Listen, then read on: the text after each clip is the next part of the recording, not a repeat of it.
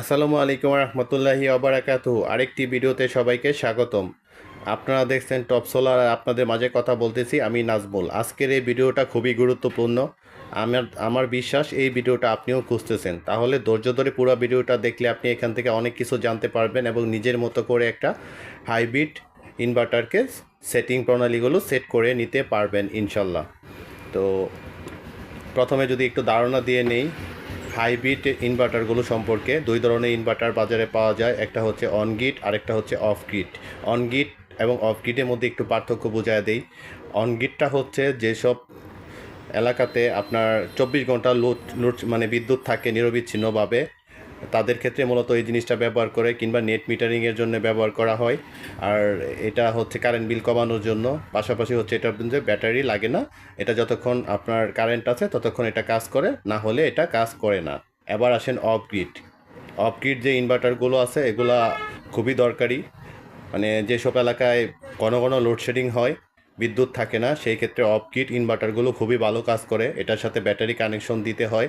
পাশাপাশি হচ্ছে এটা সোলার প্যানেল থেকে আপনার মূল এফিসিয়েন্সি বের করতে পারে এবং ব্যাটারি চার্জ করার পাশাপাশি সে হাইব্রিড মোডে আপনার ব্যাকআপগুলো বা লোডগুলো নিরবিচ্ছিন্নভাবে চালাতে পারে।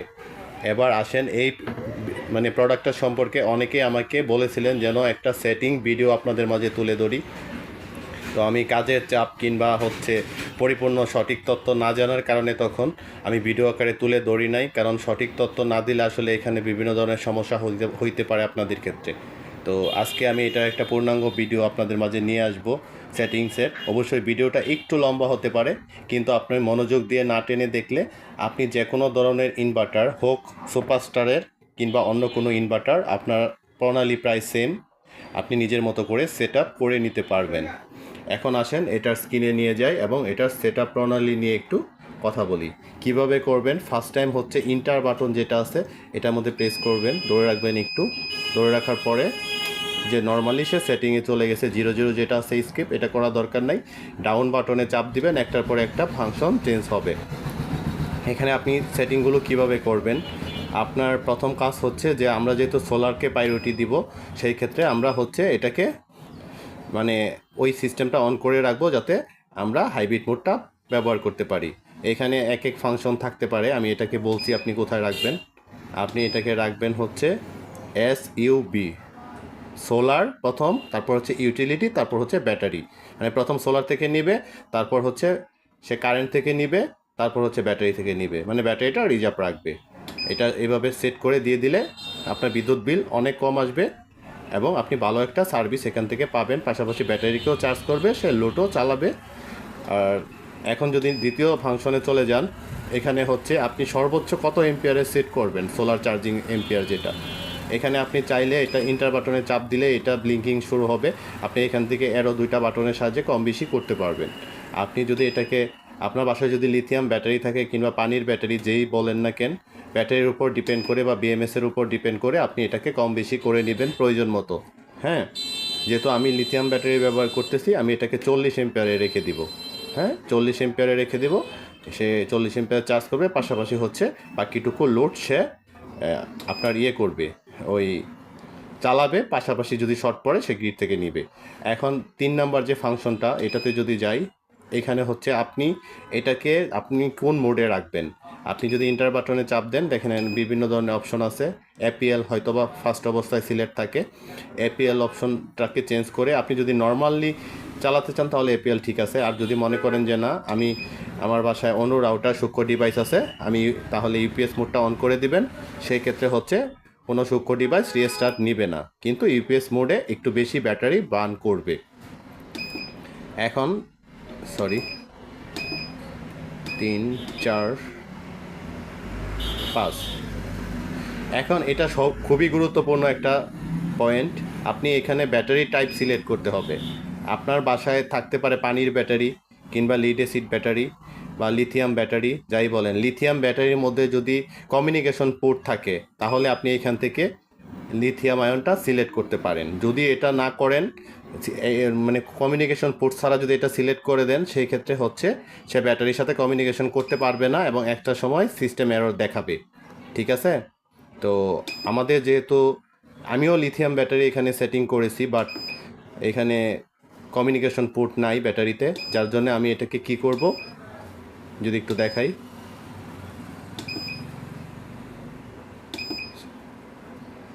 ইউএসসি মোডে রেখে দিব। ইউএসসি মোডে রেখে দেওয়ার পরে আমরা এখানে ইন্টার দিয়ে দিব। এখন এটাকে আমরা ম্যানুয়ালভাবে সেটিংগুলো করে নিব, ঠিক আছে। এখন নেক্সট পার্টে যদি যাই, আপনারা কথাগুলো বুঝবেন, হ্যাঁ, না বুঝলে অবশ্যই কমেন্ট করবেন। এটা হচ্ছে 6 নম্বর যে ফাংশনটা, ঠিক আছে। 6 নম্বর ফাংশনটা হচ্ছে আপনি অটোমেটিক রিস্টার্ট নিয়ে নেবে যদি এটা ওভারলোড হয়, সেই ক্ষেত্রে এটাকে আমরা আনেবল করে রাখবো। হ্যাঁ, আনেবল করার জন্য এখানে চাপ দিব। এইখানে থেকে আপনারা অপশনগুলো চেঞ্জ করতে পারবেন। আমরা এখান থেকে হচ্ছে এটাকে করে দিব হচ্ছে আনেবল 06 LFE করে দিব। তার মানে এখানে ইন্টার করে দিলেই এটা আনেবল হয়ে গেছে। যদি অতিরিক্ত লোড ওভারলোড দেখায় সেক্ষেত্রে এটা অটোমেটিক রিস্টার্ট নিয়ে নেবে। এটাকেও আমরা আনেবল করে দিব, কারণ এটা হচ্ছে অতিরিক্ত তাপমাত্রা বা ওভার টেম্পারেচার যদি হয় এটাকেও আপনারা আনেবল করে দিবেন, কারণ হচ্ছে এটাকে আনেবল করে দিলে এটা অটোমেটিক রিস্টার্ট নিয়ে নেবে, ঠিক আছে। আমি এটাকে সেভ করে দিলাম। 8 নম্বরে হচ্ছে ইকো মোড। এটা হচ্ছে ইকো মোড, এটাকেও আমাদেরকে আনেবল করতে হবে। এটা আমি ঠিক করে রেখেছিলাম, এটা এরকম এলোমেলো থাকতে পারে, আপনারা এটাকে আনেবল করে দিবেন। আনেবল করার জন্যে ইকো মোড, আর এখানে দিবেন হচ্ছে আনেবলের জন্য হচ্ছে SEN, ঠিক আছে। SEN দিয়ে সেভ করে দিবেন, ঠিক আছে। এটা সেভ হয়ে গেল। আবার নেক্সট পার্ট, এখানে হচ্ছে আপনার হার্টস ভোল্টেজ, ঠিক আছে। এটা আমরা যেহেতু 50 হার্টসের ডিভাইসগুলোই ব্যবহার করি, এটা 50 হার্টস সিলেক্ট করা আছে, আমি 50তেই রেখে দিব। এবার হচ্ছে আপনি আউটপুট যে ভোল্টটা আছে এটা আপনি নিজের মতো করে সিলেক্ট করতে পারবেন। 230 ভোল্ট একটা স্ট্যান্ডার্ড, আমি 230 ভোল্টে রেখে দিব। আপনারা অ্যারো বাটনের সাহায্যে কম বেশি করতে পারবেন। যদি 220 করেন তাহলে ব্যাটারি ড্রেনটা একটু কম হবে। এখন যদি আসি, এখানে হচ্ছে চার্জিং এম্পিয়ার। হ্যাঁ, আপনি হচ্ছে ইউটিলিটি মানে হচ্ছে কারেন্ট থেকে কত এম্পিয়ারে চার্জ করবেন সেটা এখানে দিতে পারবেন। হ্যাঁ, আমি এখানে দিয়ে দিব 30 এম্পিয়ার সিলেক্ট করে রেখেছি, ঠিক আছে। আমি এখানে 30 এম্পিয়ার পর্যন্তই রাখবো। আপনারা আপনাদের চাহিদা এবং ব্যাটারি টাইপ অনুযায়ী এটা সিলেক্ট করে নিতে পারেন, ঠিক আছে। তারপর হচ্ছে পরের স্টেজ 11 নম্বর যেটা, এটা হচ্ছে কত ভোল্টে সে লো কাট করবে। হ্যাঁ, এটা হচ্ছে লো কাট ভোল্টেজ, সরি এটা ভুল বললাম। এটা হচ্ছে যে সে কত ভোল্ট নিচে নামলে সে ইউটিলিটি মানে কারেন্টে ব্যাক করবে। হ্যাঁ, এটা ব্যাটারি টাইপ অনুযায়ী আপনি সিলেক্ট করতে পারেন। যেহেতু আমার লিথিয়াম ব্যাটারি দেওয়া, আমি এখানে 12-3 রেখে দিয়েছি। আপনারা 12তে রাখতে পারেন, লিড অ্যাসিড ব্যাটারি হলে 11-5-এও রাখতে পারেন, ঠিক আছে। এটা হচ্ছে 13 নম্বর যে ফাংশনটা, এটা খুবই গুরুত্বপূর্ণ। আপনার কোন ব্যাটারি কত ভোল্টে কাট করে এটা আগে জানতে হবে, তারপর এখান থেকে সেটিংগুলো ঠিক করে দিবেন। হ্যাঁ, এটা আমি যেহেতু এখানে লিথিয়াম ব্যাটারি ব্যবহার করেছি, আমার এটার BMS-এ 14.6 ভোল্টে কাট করে দেয়। আমি এখানে 14.5 রাখবো ব্যাটারি সেফটির জন্য। কোনো কারণে এটা BMS যদি ফল্ট করে সেই ক্ষেত্রে যাতে সমস্যা না হয়, ঠিক আছে। আর হয়তোবা 1% চার্জ কম উঠতে পারে, তারপর এটা সেফটি থাকবে। আর আপনারা চাইলে আপনাদের BMS কততে কাট করে সেই অনুপাতে আপনারা এটা নিজেদের মতো করে সেট করে নিতে পারেন। এরপর আর খুব বেশি পরিবর্তন আনা দরকার নাই, এই জিনিসগুলো এইভাবেই থাকুক, আপনাদের খুব একটা চেঞ্জ আনা দরকার নাই। তারপর হচ্ছে আপনাদের যে জায়গায় গুরুত্বপূর্ণ আরেকটা পার্ট আছে আমি ওইখানে নিয়ে যাচ্ছি। এটা হচ্ছে আপনি বাইপাস মোডটা এটা অন করা থাকে, এটাকে আপনার ঠিক করে দিতে হবে। না হলে হচ্ছে দিনের বেলা যখন সে চলবে তখন সে হচ্ছে হাইব্রিড মোড রান করবে না, সোলার থাকা সত্ত্বেও। সে কি করবে, আপনার যে এসি লাইনটা আছে সে বাইপাস করে দিবে, কারেন্ট থেকেই সে লোডগুলো চালাবে। তো এটা আমি কি করব, এখানে সিলেক্ট করব। তারপর হচ্ছে এটা হয়তোবা এমন থাকতে পারে BYE, ঠিক আছে। আপনারা এটাকে এইভাবে অফ করে দিবেন। এখন দেখেন BYD, হ্যাঁ, হচ্ছে ওইটা আমি ডিজেবল করে দিলাম। হ্যাঁ, বাইপাস মোডটাকে ডিজেবল করে দিলাম। ডিজেবল করার সাথে সাথে হচ্ছে আপনি যখন কারেন্টের লাইন বা সব সংযোগ থাকবে, দেখবেন যে এটা অটোমেটিকলি হাইব্রিডে চলে গেছে এবং সে লোডগুলো সোলার থেকে নিচ্ছে। ঠিক আছে।